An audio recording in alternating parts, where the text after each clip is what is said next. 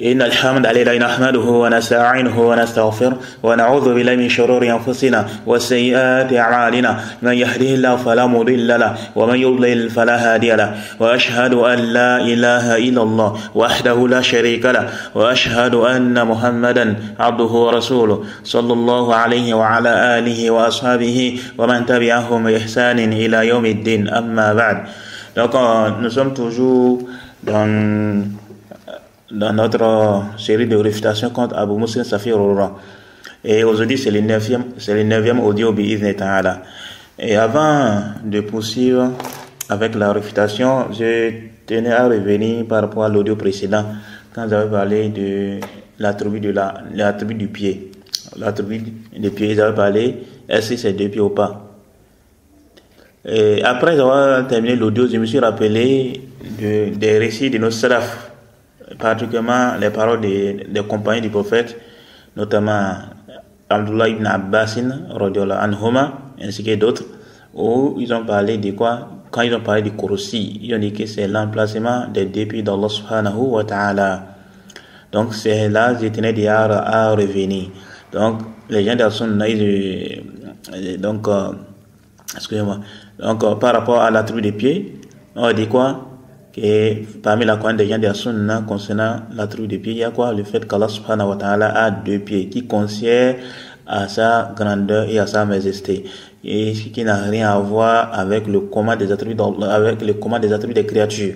Les créatures ont deux pieds, mais est-ce que les deux pieds des créatures sont comme les deux pieds d'Allah subhanahu wa ta'ala? Non, le commun est différent. Et c'est dans le commun, donc c'est celui qui va attribuer un commun, c'est-à-dire que c'est comme ça que les attributs d'Allah sont. C'est comme les deux pieds d'Allah sont de telle manière, c'est là où on va parler quoi? Du tashbih.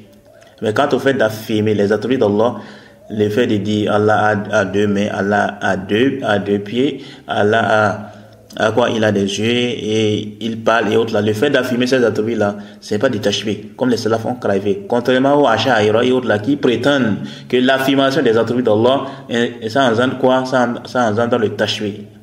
Donc quand on va affirmer les attributs, alors le fait d'affirmer les attributs d'Allah, ça implique quoi? Ça implique le tashbih. Ça c'est l'ignorance.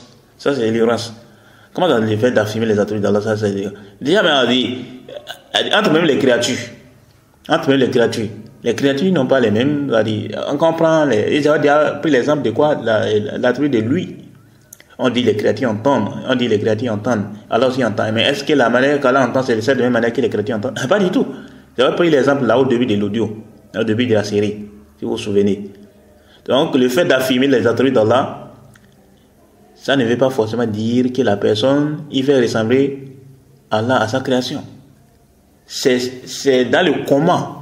C'est le comment là, on va regarder. Qu'en est-il de la personne qui affirme ça? Comment le comment là, est-ce qu'il fait ressembler le comment des attributs d'Allah au comment des attributs de créatures? Si oui, on va parler de tashbih. Dans les cas échéants, on ne peut pas parler de tashbih. Si lui il affirme les attributs d'Allah de la manière que ça à la grandeur d'Allah et à sa majesté, et il ne fait pas ressembler ça aux attributs de créatures, on ne peut pas l'accueillir de tashbih. Et c'est ça les paroles d'un salaf. Ishaq ibn Rahawayh et l'imam Ahad, c'est que d'autres ont dit quoi? Que le tashbih considère dit quoi? La main comme ma main, les yeux comme mes yeux et autres là. C'est là où on va parler de tashbih. Mais quand on fait de dire qu'Allah a l'attribut de main, l'attribut de pied, l'attribut de la parole, l'attribut des yeux, l'attribut des orteils, comme c'est venu dans les hadiths et autres là. Quand la personne va affirmer cela, c'est pas des tashbih. À quel moment on va parler de tashbih? Lorsque la personne va dire Allah parle comme je parle. Allah fait quoi? Les deux pieds d'Allah sont comme les deux pieds. Comme les mains d'Allah sont comme mes mains. Lui d'Allah comme mon nuit et autres là. C'est en ce moment maintenant on va parler de quoi? Du tashbih. Mais le fait que la personne vient pour dire qu'Allah parle, ou bien Allah a deux mains, ou bien Allah a deux pieds, ou bien Allah subhanahu wa ta'ala, il a quoi? Il a l'attribut des chambres et autres là. On ne peut pas lui accueillir quoi? D'être un mushabbiha, d'être un anthropomorphisme. Malheureusement, c'est ça que les Ash'ari et les Maturidi ainsi que les Ahbash et toutes les bandes là. C'est ça qu'ils conçoivent. Le fait d'affirmer l'attribut d'Allah, automatiquement, ils pensent qu'en mettant à l'anthropomorphisme. Ça, c'est l'ignorance. C'est pourquoi en réalité, ce sont tous les mushabbiha. Parce que d'abord, qu'est-ce qu'ils font? Eux, ils ne peuvent concevoir l'affaire des attributs de la manière, des attributs des créatures. Et donc, à partir de là, qu'est-ce qu'ils font? Ils ne vont pas faire les ta'til, ou bien ils ne vont pas faire quoi? Ils ne vont pas faire les tahrif. C'est-à-dire, ils ne vont pas déformer, ils ne vont pas interpréter ces attributs-là. On dit, ah non, ça ne veut pas dire ceci. Ou bien ils ne vont pas annuler ça. Mais donc, on viendra sur les cas des attributs d'Allah après, Inch'Allah. La question des attributs d'Allah. On reviendra sur ça après, Inch'Allah. Donc, c'est juste une parenthèse par rapport à ce sujet-là. Pour quelle raison on dit, pour quelle raison on va affirmer les attributs d'Allah? Parce qu'Allah a affirmé ça. Donc, si vous nous accusez d'être un Mushabbiha, alors ça veut dire que Allah lui-même il est Mushabbiha. Pourquoi? Parce que c'est lui-même qui a affirmé ça. Et son messager aussi, il a affirmé. Plus que ça, mais on voit même dans les hadiths où le prophète, quand il parle de certains attributs, il fait signe. Par exemple, quand il parlait de l'attribut des yeux, que le fait qu'Allah voit, il a fait signe avec son œil. Le prophète a fait signe au niveau de son œil. Alors, vous allez accuser le prophète sallallahu alayhi wa sallam d'être un mushabbiha. Mais bien évidemment, les savants ont dit que ici, quand le prophète a fait signe au niveau de son œil, c'est pas pour nous faire quoi? Pour nous faire comprendre que les attributs d'Allah sont comme les attributs des créatures. Non. C'est pour confirmer, pour faire quoi? Pour confirmer qu'Allah voit réellement avec les yeux. Contrairement et ça c'est également une réplique au Mufawwida. Les gens qui font les tafwid. Vous dire, oh non, les sons des attributs, on ne connaît pas. On fait la suite ces gens-là après, Inch'Allah. On fait la suite ces gens-là après. Ensuite, c'est une parenthèse. On affirme les attributs d'Allah de la manière qu'ils assis à sa grandeur et à sa majesté. On ne doit pas faire ressembler les attributs d'Allah aux attributs des créatures. C'est-à-dire, la base c'est quoi? Quand on ne dit pas d'attributs, tu ne dis pas des mains, les yeux. Il n'y a pas de problème par rapport à ça. Tu peux te faire des idées comme tu veux. Mais une fois que c'est annexé, c'est fini. Allez, quand il vient de dire les yeux, est-ce que c'est annexé à quelqu'un? Non. Est-ce que j'ai dit les yeux des animaux, ou bien les yeux d'Allah, ou bien les yeux des hommes, ou bien les yeux des animaux? Non, je n'ai pas annexé. Quand j'ai dit les yeux, c'est vague. Donc, le fait que tu te fasses des idées, c'est même pour on est hors de blâmer par rapport à ça. Parce qu'on n'a pas annexé. Mais une fois qu'on a annexé, on vient de dire quoi? Les yeux d'Allah, c'est fini. Il n'y a plus à faire de dire que bon, attention, il dit que les yeux d'Allah sont comme. Non, c'est fini, il n'y a plus. Il n'y a plus quoi? Il n'y a plus de ressemblance là. Tu ne peux plus faire une ressemblance. Il ne peut plus faire une ressemblance. Pourquoi? Parce qu'on a déjà annexé l'attribut des yeux là. L'attribut ici qui est quoi? Qui est les yeux à quoi? À qui ici? À Allah. En ce là c'est fini. Tu ne peux plus faire quoi? Tu ne peux plus faire une ressemblance là. Tu ne peux plus dire, bon, tu ne comprends pas, tu ne peux plus t'imaginer comment sont les yeux d'Allah. Non, tu ne peux plus. Tu ne peux plus. Parce que le comment nous est inconnu. Allah ne nous a pas dévoilé ça. Donc, pas la peine de te plonger dans ça. Tu vas te fatiguer, tu vas même t'égarer. Allah sait comment sont ses attributs. La réalité des attributs d'Allah, seul Allah en sait. Mais quand tu fais de venir affirmer, c'est pas un problème. C'est pas un égarement. Le fait que tu viennes affirmer les attributs d'Allah de la manière que ça s'est agrandi à sa majesté, c'est pas un égarement. C'est même ça la droiture. Mais les Achaïra, ils se sont lancés dans les Aïman Kalam, et ils ont pas philosopher autour des attributs d'Allah subhanahu wa ta'ala légèrement. C'est pourquoi quand on revient dans les paroles de nos salafs, on dit laissez-la comme ils sont venus. Laissez-la comme ils sont venus. C'est comme ça qu'ils disent. Donc vous allez accuser les salafs des mushabbiha. Donc c'est juste une parenthèse par rapport à ce sujet-là. Alors on revient maintenant sur notre sujet de base qui est quoi? Le cas de Abu Muslim. Alors, Abu Muslim, avant de continuer dans la suite de son audio, on va aborder le sujet de quoi? Le tawassul par le prophète sallallahu alayhi wa sallam, ou bien plus précisément le hadith là. Parce que Abu Muslim, c'est vrai, je ne l'ai pas entendu dans un audio. Excusez-moi, je ne l'ai pas entendu dans un audio où il a parlé de ces hadiths là, mais c'est dans son écrit, dans les comptes X. C'est là il a parlé de ça. J'ai tombé sur ça. Après, il y a certains frères qui l'ont réfuté. Par rapport à ça. Après, il essaie d'accuser les frères de faire le fanatisme. Alors qu'en réalité, c'est lui qui fait le fanatisme. Et donc, c'est pourquoi j'ai décidé de faire en même temps l'audio par rapport à ces à ces hadiths avant qu'on continue avec la suite de son audio sur Al-Istighatha, Inch'Allah. Alors, c'est quoi les hadiths en question? Et ces hadiths, c'est répandu, hein? C'est répandu un peu partout. Alors, on dit dans les hadiths que lorsque le prophète Adam a commis le péché, il aurait dit: oh Allah, je m'adresse à toi par les droits accordés à Mohammed par sa grâce. Alors, accorde-moi ton pardon. Et Allah subhanahu wa ta'ala, il a fait quoi? Il a demandé à Adam: oh Adam, comment connais-tu Mohammed alors que je ne l'ai pas encore créé? Puisqu'on sait tous que Adam c'est le premier homme. Vrai ou faux? Vrai. C'est le père de l'humanité. Maintenant, lui, quand il a commis le péché, il demande maintenant pardon à Allah par les rangs du prophète. Alors que le prophète n'est pas encore quoi? Le prophète Mohammed ça n'est pas encore créé. Donc comment se fait-il qu'il fait cela? Allah subhanahu wa ta'ala l'a posé cette question.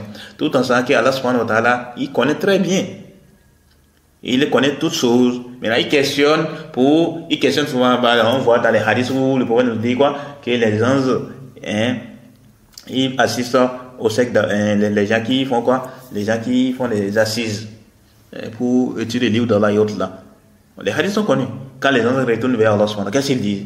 Allah les pose la question: d'où venez-vous? Dans les sens des hadiths. Pourtant, Allah sait. Mais le fait qu'Allah pose la question, ça ne veut pas dire qu'il ne sait pas. Il sait bien. Il sait bien. Tout cela, c'est pourquoi? C'est pour se glorifier, pour se quoi? Pour se vanter, pour rendre manifeste sa connaissance et autres là. Et bien, peut-être sur celui-là, on viendra sur ça dans un autre endroit bien net. Mais pour le moment, donc, Allah a demandé à Adam, Allah aurait demandé à Adam que: oh Adam, comment connais-tu Mohammed alors que je ne l'ai pas encore créé? Alors Adam a répondu: lorsque tu m'as créé, j'ai relevé ma tête et j'ai vu inscrit sur ton trône: il n'y a aucune divinité qui veut l'adoration en dehors d'Allah, et Mohammed est le Messager d'Allah. Alors j'ai su que tu n'as accompagné ton nom que par celui de la créature la plus aimée par toi. Allah a révélé à Adam, alors que Allah subhanahu wa ta'ala a révélé alors à Adam que Mohammed est le dernier des prophètes de sa descendance et que sans lui, il n'aurait pas créé le monde. Sans lui, il n'aurait pas créé le monde. Oui. Voilà, donc ça veut dire que le but de la création du monde, le but de la création d'Adam et autres là, c'est à cause de quoi? À cause du prophète Mohammed sallallahu alayhi wa sallam. C'est ce que les hadiths disent, c'est ce que les récits disent. Et ces récits là répandu un peu partout. Moi-même, la première fois que j'ai entendu les récits là, allez, ça fait très longtemps, j'avais pris connaissance de ces récits là. Et il y avait un frère qui avait réfuté ces récits là par un verset. Ça veut dire que les récits là, c'est pas authentiques. Ça fait très longtemps, ça veut dire des années. Ça veut dire, les connaissances ça veut dire plus. Ça fait très longtemps quand même. Très très longtemps. Plus de 10 ans comme ça. Et c'est un récit qui est inventé. Donc, et c'est une exagération même à l'égard du prophète. Et comme certains savants même disent, ils ont pris ça, mais c'est les gens du livre. Ils ont pris ça, c'est les gens du livre. Et lorsqu'ils ont vu que les gens du livre faisaient quoi, les tanzines des ça. Donc, et même pour faire quoi, pour faire les tanzines, ils ont quoi, pas. Il y a certains savants qui ont dit ça. Mais de toute façon, une chose est sûre et certaine, c'est quoi? Ces récits n'est pas du tout authentique. C'est même inventé. Ça suite à cela, ces récits-là, ça contredit la législation islamique. Alors soyez attentifs. Les récits, et il entend, les soufis là, ils vont te dire quoi? Ça a été authentifié par Al-Hakim. Ça a été authentifié par Al-Hakim. On verra sur la question de quoi? Les authentifications de Al-Hakim. On verra sur ça après, Inch'Allah. Alors, le récit en question, ça a été rapporté par l'imam Al-Hakim, ainsi que l'imam Bayhaqi, ainsi que l'imam At-Tabarani. Donc, Al-Hakim a rapporté ça dans son livre Al-Mustadrak, l'imam Bayhaqi dans son livre Ad-Dalail al-Nubuwa, et l'imam At-Tabarani, il a rapporté ça dans ces Mu'jam, dans les Mu'jam Sagir et les Mu'jam Awsat. Ils ont rapporté récit par la voix de qui? De Abdurrahman ibn Zayd ibn Aslam, qui rapporte de son grand-père, qui rapporte de Omar ibn Khattab marfou'a. C'est-à-dire, ils ont rapporté, quand on dit marfou'a, ça veut dire qu'on rapporte ça jusqu'au prophète sallallahu alayhi wa sallam. Donc, et indiqué que le prophète Mohammed sallallahu alayhi wa sallam a dit.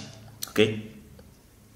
Donc ça, c'est la première chose. Les récits a été rapporté, il y a toute une divergence au niveau de quoi? Au niveau de les hukm là. Est-ce que c'est marfou, ou bien c'est mursal, ou bien c'est mawquf? Il y a toute une divergence. C'est également rapporté par l'imam Al-Ajuri dans son livre Al-Sharia, par une autre voix, jusqu'à Abdurrahman ibn Zayd ibn Aslam. Vous voyez? Marfou'an. Qu'est-ce que ça veut dire? C'est-à-dire quoi? Le récit est rapporté par Al-Hakim et l'imam Bayhaqi, l'imam Tabarani, par la voix de qui? Par la voix d'Abdurrahman ibn Zayd ibn Aslam, d'après son grand-père, d'après Omar ibn Khattab, d'après le prophète Mohammed sallallahu alayhi wa sallam qui a dit, et les récits a été cités. Il y a également une autre version. C'est également, les récits viennent par une autre version. Chez l'imam Al-Ajuri dans son livre Al-Sharia. Toujours d'après Abdurrahman ibn Zayd ibn Aslam, qui rapporte maintenant que le prophète a dit. Vous voyez? Donc il rapporte ça en tant que parole du prophète sallallahu alayhi wa sallam. Donc Ali il rapporte qu'il n'y a pas mort là. Il n'y a pas mort là. Et il y a également une autre version qui a été rapportée également par l'imam Al-Ajuri dans son livre Al-Sharia. Toujours d'après Abdurrahman ibn Zayd ibn Aslam, d'après Omar ibn Khattab, il a rapporté ça mawqufan. Donc c'est la parole de Omar. C'est Omar qui a rapporté les récits là. Vous voyez? Les récits n'est pas authentique. Les récits n'est pas authentique. Quand on regarde attentivement, on voit que les récits tournent autour de qui? De Abdurrahman ibn Zayd ibn Aslam. Tous les récits là, ça. Quand on voit que ça tourne autour de lui. Alors, ces récits, la moindre des choses qu'on va dire concernant ces récits, c'est que les récits est faible. Sinon, en réalité, les récits, c'est un récit qui est inventé. Alors, soyez attentifs. L'imam Bayhaqi, quand il a fini de rapporter les hadiths, il a dit quoi? Ces hadiths n'est rapporté que par Abdurrahman ibn Zayd ibn Aslam qui est faible. Donc, c'est Abdurrahman ibn Zayd ibn Aslam est un rapporteur qui est faible. Quand l'imam Bayhaqi a rapporté ces récits dans son livre Ad-Dalail al-Nubuwwa, il a évoqué ça. Le cheikh ou l'islam de Taymiyyah, il a dit dans les Majmu' Fatawa, il a dit quoi? Les savants sont unanimes pour dire que Abdurrahman ibn Zayd ibn Aslam est faible et il commet beaucoup de fautes. Il a dit quoi? Il a été jugé faible par l'imam Ahmed, par Abu Zur'a, Abu Hatim, An-Nasai, Daraqutni et bien d'autres. L'imam Zahabi, il a dit quoi? Il a repris Al-Hakim. Il a dit quoi? Quand Al-Hakim a dit quoi? La chaîne de transmission est authentique. Il a repris Al-Hakim. On verra sur la question d'authentification des Hakim après, Inch'Allah. Alors, l'imam Zahabi, il a dit quoi? Au sujet il a repris Al-Hakim. Il a dit quoi? C'est quand Al-Hakim a dit que la chaîne de transmission est authentique. Il a dit quoi? C'est plutôt faible. Il a dit quoi? Il a dit c'est plutôt un récit qui est inventé. Il a dit quoi? C'est plutôt un récit qui est inventé. Il a dit Abdurrahman est faible. Oui. Ça, il est dit dans les Talkhis. Et également, Ibn Abil Hadi, l'étudiant d'Ibn Taymiyyah, dans sa réfutation contre Al-Subki, il a dit quoi? Il a dit dans ce livre-là, où il réfute Al-Subki, il a dit que c'est un hadith qui n'est pas authentique ni prouvé. Il est plutôt un hadith dont la chaîne de transmission est très faible. Et certains savants ont jugé qu'il est inventé. Le cheikh Mohammed Hamid Al-Faqih, le grand savant de l'Égypte ici, il est déjà mort. C'est lui le fondateur de truc là, Ansar Sunna. Malheureusement, après les 17 grands savants là, de la Sunna là, bon nombre parmi ceux qui adhéraient à Ansar Sunna, ils se sont égarés, ils ont combattu sur les Ikhwan et autres là. Les Cheikh Khalil, il les avait refutés. Les Cheikh Khalil Othman, il les avait refutés par rapport à l'égarement là. Bien évidemment, c'est pas tous qui sont égarés. Il y a certains qui sont encore qui sont encore restés sur la Salafiyya, notamment les Cheikh Adil Saïd et autres là. Okay. Alors, les Cheikh Mohammed Hamid Faqih, c'est un grand savant des hadiths. Il a fait la vulgarisation de beaucoup de livres. Et le Mughni, Mughni d'Ibn Qudama, plein de livres, les livres d'Ibn Taymiyyah et autres, il a fait la vulgarisation. C'est un grand savant des hadiths. C'est un grand savant des hadiths, des fiqh et autres là. Et il a mis une histoire. Il fait partie des professeurs de Hamad Al-Ansari et autres là. C'est un grand savant. Après, il est parti en Arabie. Il est contemporain des Cheikh Ibn Baz. Les Cheikh Ibn Baz a fait ses éloges. Il est contemporain des Cheikh Ibn Baz, les Cheikh Albani et autres là. Les Cheikh Abdurrahman As-Saadi et autres. Les Cheikh Mohamed Amin Ash-Shanqiti, les Mufti, les Cheikh Mohamed Ibrahim Ali Cheikh et bien d'autres.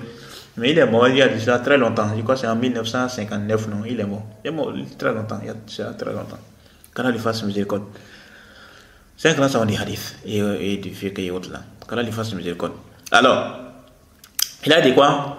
Dans ses annotations au livre Al-Sharia de l'imam Al-Ajuri, il a dit aussi des hadiths là. Il dit c'est un faux hadith qui n'a pas de fondement. Et le livre du Seigneur de l'univers le refute. Le Cheikh Al-Albani, il a dit quoi? Que ce hadith n'a aucun fondement.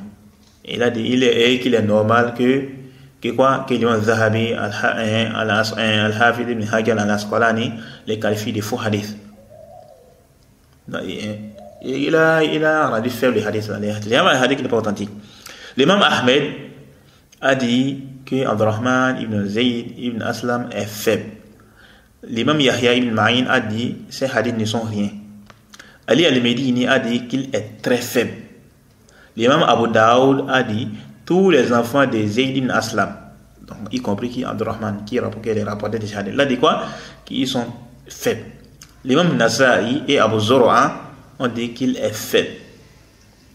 Abu Hatim al-Razi a dit quoi? Que Abu Abdurrahman ibn Zayd ibn Aslam n'est pas fort. Et Ibn Hibban a dit il renverse les récits. Oui, il fait quoi? Il renverse les récits qu'il rapporte. Ibn Sa'd, l'auteur des Tabaqat, il a dit quoi? Il a dit beaucoup de ces hadiths sont très faibles. Ibn Khuzayma a dit il ne fait pas partie de ceux dont les gens de science s'argumentent de les hadiths. L'imam Al-Hakim et Abu Nu'aym ont dit quoi? Ils ont dit il rapporte de son père des hadiths inventés. Al-Hakim et Abu Nu'aym. Al-Hakim, l'auteur de Mustadrak, et Abu Nu'aym, l'auteur de Hilya. Ils ont dit quoi? Ils ont dit aussi d'Abdurrahman ibn Zayd. Ils ont dit quoi? Il rapporte de son père des hadiths inventés. Ibn Jawzi, il a dit les savants sont unanimes sur sa faiblesse. Vous voyez? Les savants sont unanimes sur sa faiblesse. Comment ça, avec ça, on va s'argumenter de ces hadiths là pour dire que, oh non, ceci, oh non, cela, oh non, ceci, oh non, cela. On ne peut pas s'appuyer sur ces hadiths là. C'est un hadith, la moindre des choses qu'on va dire sur ces hadiths, c'est un hadith qui est fait. Sinon, en réalité, les hadiths, c'est un hadith inventé. Et bon nombre parmi les savants, les hadiths ont dit qu'on se hadith comme étant un hadith inventé. Les Cheikh Albani, les Cheikh l'Islam Ibn Taymiyyah, Ibn Abdul Hadi et bien d'autres savants. Ils ont jugé que les hadiths n'est pas un hadith qui est authentique. Et vous voyez, les Ash'ari, ils sont terribles. Ils vont te dire que non, dans les aqaïd, dans les croyances, on ne prend pas les hadiths ahad. Mais tu les vois, tu vas voir qu'ils ne s'attendent pas à s'appuyer sur les hadiths qui sont inventés. Ces hadiths-là, c'est un hadith qui est répandu dans le soufisme. Les Ash'ari, par exemple, en réalité, les Ash'ari contemporains, en réalité, ils sont dans le soufisme. Ils ont un lien. Le soufisme et la charia, ils ont un lien. Contrairement aux Ash'ari, les premiers Ash'ari. Les premiers Ash'ari, bien vrai qu'ils ont certaines déviations, mais sur certains points-là, ils n'ont pas de problème. Sur certains points-là, ils n'ont pas de problème. C'est pourquoi on fait quoi? On dit il faut répartir les Ash'ari en deux catégories, les anciens et les tardifs. Les anciens et les tardifs. On viendra sur le cas des Ash'ari après Inch'Allah. On va parler bien en détail après dans une autre occasion. Donc, qu'est-ce qu'ils vont? Mais ils sont unis sur un point. Quoi? Les hadiths ahad là. On ne peut pas ça en considération. On ne peut pas fonder notre connaissance sur ça. Bien évidemment, Subki, il apporte certains détails par rapport à la question de quoi, s'il y a un consensus. Il a amené certains points par rapport à ça. Pour dire quoi, à quel moment on peut prendre en considération les hadiths ahad dans la croyance. Il y a certains points. Par exemple, le concernant les mérites des compagnons, si certains points, c'est connu. Il y a ces hadiths qui sont ahad par rapport à ça. Il prend en considération. Donc, avec lui, ici, c'est des points, il fait des détails. Mais sinon, en général, et tous ils sont dans le même bateau. Concernant quoi? Le fait que les hadiths ahad, on ne peut pas ça dans la Qaïd. Oui. Mais ils n'ont pas de gêne à s'accrocher sur les hadiths qui sont inventés. Les hadiths qui n'ont même pas de quoi, qui n'ont même pas de base, qui n'ont même pas de chaîne de transmission. Les risques qui n'ont même pas de chaîne de transmission. Étant donné que ça a sauvé les passions, les égarements là, ils vont s'accrocher à ça. Ils vont s'accrocher à ça. Vous allez voir. Il faut aller dans les sites là. Sunnisme.com. C'est un site qui est rempli d'égarements, de critiques des savants de la sunna. Et c'est un site qui trompe, il ruse. Il propose même ces hadiths là, dans les sites là. C'est un site qui est rempli de shirk. De shirk seulement. Hein? Il propose le soufisme. Et la voie du soufisme, c'est propagé dans ces sites là. La voie des Jahmiya, c'est propagé dans ces sites là. La critique des savants. Hein? Critiquer les savants, les dénigrer. Les Cheikh Fawzan, les Cheikh Albani, les Cheikh Islam de Taymiyyah et bien d'autres savants. Il est dénigré là. Il est dénigré là. Et ils vont sélectionner certains de les références. Ibn Hajar, Al-Haytami, Subki. C'est les références comme ça, ils vont prendre. Les gens de Azhar, ils vont quand même pas poser. Ils vont dire, oh non, qu'il y a un consensus. Ils vont faire les taqlid de Subki et de Ibn Hajar, Al-Haytami. On va dire, oh non, qu'il y a un consensus par rapport à ça. Il y a un consensus. Là où il n'y a pas de consensus, ils vont dire qu'il y a un consensus. Mais là où il y a des consensus, là, ils ne vont pas prendre ça en considération. Ils vont délaisser ça. Pourquoi? Parce que ça contredit leurs croyances. Vous voyez? Alors, ça. Donc, la moindre des choses qu'on va dire par rapport à ces hadiths-là, c'est que c'est un hadith qui n'est pas. Ça, c'est quoi au niveau de. La moindre des choses qu'on va dire concernant ces hadiths, c'est que c'est un hadith qui n'est pas authentique. Donc, vous avez vu, non? Et tantôt, on dit quoi? Tantôt, les hadiths sont venus marfou'an. Tantôt c'est venu Mursala, tantôt c'est venu Mawkoufan. C'est-à-dire que c'est rapporté de quoi que Abdurrahman ibn Zayd ibn Aslan qui rapporte de son grand-père, qui rapporte de Omar, qui rapporte du prophète sallallahu alayhi wa sallam. Et il y a également d'autres qui rapportent, qui ont dit que non, c'est plutôt Abdurrahman ibn Zayd ibn Aslam qui rapporte de qui rapporte ça du prophète sallallahu alayhi wa sallam. C'est-à-dire Marfou'an directement. Donc c'est venu de façon Mursala entre lui et le prophète n'a pas d'intermédiaire. Et c'est rapporté en tant que la parole d'un compagnon. Donc c'est rapporté Mawkoufan. Oui. Donc ça me demande même que les rapports, il y a un problème. Les rapports, il y a un problème. Ensuite, c'est pas tout. Il y a également un autre problème concernant ces hadiths. C'est où le problème? Le contenu du hadith. C'est un hadith qui est munkar. Le hadith munkar, c'est un hadith où les rapporteurs faibles contredisent les rapporteurs, un ou plusieurs rapporteurs dignes de confiance. Un ou plusieurs rapporteurs dignes de confiance. Par exemple, il y a un rapporteur faible, les rapporteurs dignes de confiance, par exemple, ils ont rapporté que le cheikh a dit que demain il y a coup. Maintenant, les rapporteurs faibles, ils viennent les contredire. Ou bien ils s'isolent avec un récit. Moi, disons, récit là, c'est mon cas. Il a contredit les rapporteurs dignes de confiance. Ça peut aussi être un seulement rapporteur digne de confiance qui l'a contredit. Il y a deux rapporteurs qui rapportent. Un qui est faible, un qui est digne de confiance et l'autre qui est faible. Alors on va dire que c'est mon cas. Celui qui a contredit là. Le rapporteur faible qui a contredit les scores. On dit que c'est mon cas. On peut également dire que les récits sont mon cas lorsque quoi? Lorsque ça vient contredire la législation islamique. Lorsque le récit vient contredire la législation islamique. Alors, et c'est le cas ici avec ces récits-là. Donc, le contenu des hadiths, le contenu des récits même, c'est munkar. Comment ça? Dans les récits, ils ont dit quoi? En fait, dans les récits, ils ont fait comprendre que la cause pour laquelle Allah a pardonné le prophète Adam, c'est quoi? C'est à cause de son tawassul par les rangs du prophète Mohammed sallallahu alayhi wa sallam. Par les rangs du prophète sallallahu alayhi wa sallam. Alors que dans le Coran, Allah nous a informé quoi? Que la raison pour laquelle Adam a été pardonner, c'est quoi? C'est son invocation qu'il a fait là.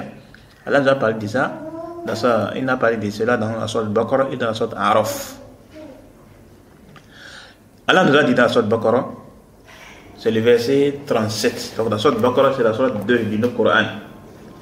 Allah nous dit, concernant le cas d'Adam, il a dit quoi? فَتَلَقَّى آدَمُ مِنْ رَبِّهِ كَلِمَاتٍ فَتَابَ عَلَيْهِ إِنَّهُ هُوَ التَّوَّابُ الرَّحِيمُ. Allah dit, puis Adam reçut de son Seigneur des paroles, et Allah agrée son repentir, car c'est lui, certes, l'accueillant au repentir et le miséricordieux. Ça, c'est le verset 37 de la sourate Baqarah. Quelles sont ces paroles-là? Ces paroles-là, il s'agit des paroles qui ont été dites dans la sourate Araf. Et ces paroles, c'est quoi? Adam et Hawa, ils ont dit quoi? Qala, les deux là, ils ont dit quoi? Qala Rabbana zalamna anfusana wa in lam taghfir lana wa tarhamna wa in lam taghfir lana wa tarhamna lanakunanna minal khasirin. Ils ont dit quoi? Tous deux, ils ont dit, oh notre Seigneur, nous avons fait du tort à nous-mêmes, et si tu ne nous pardonnes pas et ne nous fais pas miséricorde, nous serons très certainement du nombre des perdants. Du nombre des perdants. Voilà l'invocation que Adam et Hawa ont fait. Ils ont dit, Qala Rabbana zalamna anfusana wa illam taghfir lana wa tarhamna lanakunanna minal khasirin. Voilà l'invocation qu'ils ont fait. Et c'est pourquoi dans les tafsirs, Ibn Jawzi, en fait, dans le tafsir de la sourate Baqarah, le verset 20, bon, l'autre verset, c'est le verset 23 de la sourate Al-Araf, sourate 7 du Coran. Voilà, le verset 37 de la sourate Baqarah, où Allah dit Fatalaqa Adam min Rabbihi kalimati fataba alayhi. Dans les tafsirs, Ibn Jawzi a fait comprendre qu'il y a eu trois avis. Qu'il y a eu trois paroles par rapport à les kalimat là. Quelles sont ces kalimat là? Il a amené les trois paroles. Parmi les paroles qu'ils ont amenées là, les trois avis qu'ils ont amenés, il y a ça. Le premier avis c'est quoi? Il a amené quoi? Qala Rabbana zalamna anfusana wa illam taghfir lana wa tarhamna lanakunanna minal khasirin. Et cette parole là, cet avis là, c'est la position de qui? Et également Ibn Kathir également rapporté ça dans son tafsir. Ça c'est la parole de qui? C'est l'avis de Mujahid, de Saïd ibn Jubair, de Abu al-Aliya, de Rabi ibn Anas, de Hassan, de Qatada, de Muhammad ibn Ka'b, de Khalid ibn Ma'dan, de Ata al-Khurasan. Et également c'est également l'avis de Abdurrahman ibn Zayd ibn Aslam. C'est-à-dire celui qui rapporte même les récits là, le récit qui parle de quoi? Du tawassul du prophète Adam, pas du prophète Mohammed sallallahu alayhi wa sallam, c'est lui-même qui rapporte encore et qui a cet avis-là. Par rapport aux kalimat qui Allah subhanahu wa ta'ala, les kalimat dont Allah a parlé dans la sourate Baqarah là, ces kalimat, de quel kalimat il est question? C'est ce qui a été évoqué dans la sourate Araf. Donc pour quelle raison Adam et Hawa ont été pardonnés? Est-ce que c'est à cause de l'aide tawassul par les prophètes? Là, pas du tout. C'est plutôt à cause de quoi les paroles où ils ont dit quoi? Rabbana zalamna anfusana wa illam taghfir lana wa tarhamna lanakunanna minal khasirin. Donc ils ont invoqué Allah subhanahu wa ta'ala directement. Ils ont demandé directement à Allah subhanahu wa ta'ala. Ils n'ont pas fait le tawassul par les prophètes. Ça c'est munkar ça. Ça c'est munkar. Après, il y a également d'autres avis qu'ils ont apporté. Ils ont également rapporté d'autres avis. Ibn Jawzi a parlé. Mais quand il regarde ces avis-là, dans aucun de ces avis-là, on a mentionné le tawassul par les prophètes. Il n'y en a pas. Il n'y en a pas. Vous voyez? Et donc, par rapport aux kalimat qui ont été évoqués là, par rapport au premier avis là, il y a combien de personnes qui ont expliqué par quoi? Par le verset de la sourate Araf. Il y a Mujahid, Saïd ibn Jubair, Abu al-Aliya, Rabi ibn Anas, ça fait combien? 4. Al-Hassan, ça fait 5. Qatada, ça fait 6. Muhammad ibn Ka'b, ça fait quoi? 7. Khalid ibn Ma'dan, ça fait qui? 8. Ata al-Khurasan, ça fait 9. Et Abdurrahman ibn Zayd ibn Aslam, ça fait 10. Donc, il y a 10 personnes là. Et dans ces 10 personnes là, il y a celui qui rapporte les récits de quoi? Les récits où on dit, où on prétend que Adam a fait le tawassul par le prophète. Et c'est qui? C'est Abdurrahman ibn Zayd. Donc lui-même, par rapport au verset là, il ne dit pas que quoi, Adam a été pardonné à cause de quoi? Non, il a plutôt fait quoi? Par rapport au verset où Allah dit quoi? Fatalaqa Adam bi rabbihi kalimatin fataba alayhi. Quelles sont ces kalimates là? Parce que c'est à cause de ces kalimates là qu'Allah l'a pardonné. Maintenant, Allah a accepté son égarement. Quelles sont ces kalimates là? Ce sont des kalimates qui ont été évoquées dans la sourate Araf. Et celui qui rapporte les récits du tawassul par les prophètes là, pas les prophètes, les récits du tawassul des prophètes Adam, pas les prophètes Mohammed sallallahu alayhi wa sallam, qui est qui? C'est Abdurrahman ibn Zayd ibn Aslam. C'est lui aussi qui dit quoi? Qui les kalimates qu'il a fait là. Vous voyez, il y a un problème, non? Parce que Abdurrahman ibn Zayd ibn Aslam, il a un problème en fait. Et après, elle dit comment avec ça, on va dire qu'il est récit authentique. La moindre des autres qu'on va dire que c'est que les récits n'est pas authentique. Vous voyez, non? C'est que les récits n'est pas authentique. Ça suite à cela. Ça c'est le premier point. Donc les kalimat qui ont été Adam a été pardonné, ce n'est pas à cause de tawassul là. C'est même pas tout ça. C'est même pas tout ça. C'est pas à cause de tawassul. C'est plutôt à cause de ces kalimat là. Où là dit quoi? Rabbana zalamna anfusana wa illam taghfir lana wa tarhamna lanakunanna minal khasirin. C'est à cause de ça. Et c'était pardonné. Et avant de continuer. Depuis un moment là, ça n'a pas rapport avec le sujet en question. C'est un rapport avec ce qu'on vit en ce moment là. Et bon, ça c'est déjà depuis longtemps même, depuis un bon moment. On voit de la part des chrétiens qui essaient de dénigrer les prophètes Adam. Vous allez voir même. Et ils vont dénigrer les prophètes Adam et de Hawa. Ils vont même faire quoi? Ils vont faire des vidéos. Encore avec cette histoire de quoi? Des réseaux sociaux qui sont arrivés. Vous allez voir, ils vont faire avec l'histoire de comédie et autres là. Ils vont faire quoi? Subhanallah. C'est très grave quoi. C'est très très grave. Et tu vois, certaines histoires sont même tombées dans ça. Ils sont tombés dans ça. Les gens sont prêts à dénigrer les prophètes, à rabaisser les prophètes, juste pour avoir de l'argent. C'est grave ça. Le dénigrement d'un prophète, rabaisser un prophète, critiquer un prophète, c'est très grave. C'est très grave. C'est moquer des prophètes, c'est très grave. Vous allez voir, ils vont faire quoi? Des moqueries à l'égard des prophètes Adam et Hawa. Oh non, ils sont des serpents, ils vont faire quoi? Subhanallah. C'est très grave. Tu vois ça sur les réseaux sociaux. Et on te dit quoi? Que c'est à côté de ils vont dire, ils ramènent la faute à Hawa. Ils vont dire que c'est Hawa qui a à côté d'elle, on avait ils vont combattre, et c'est là ils vont combattre les femmes. Là on a des femmes comme ça, les femmes, c'est si vous n'avez pas,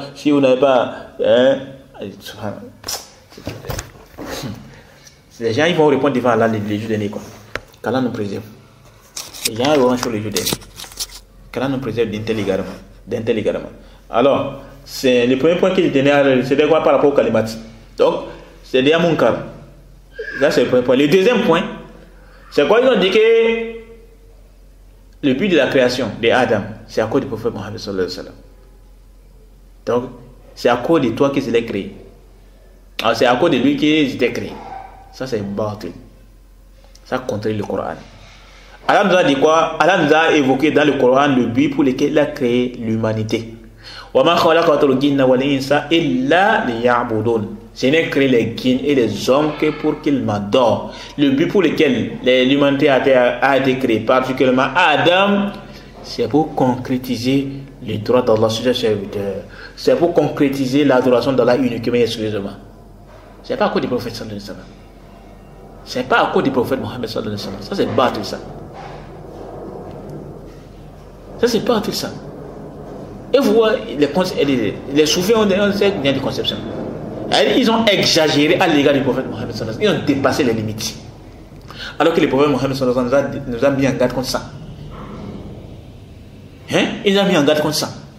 C'est ça qui a... Les chrétiens ont exagéré à l'égard d'Isa, fils de Mariam. Et le prophète nous a mis en garde contre ça. Contre cette exagération-là. Malheureusement, beaucoup parmi les gens qui s'affilent à la religion islamique, ils ont adopté le même chemin que les chrétiens. En exagérant avec qui? En exagérant à l'égard du prophète Mohammed sallallahu alayhi wa sallam. Ils ont dépassé les limites. Voilà.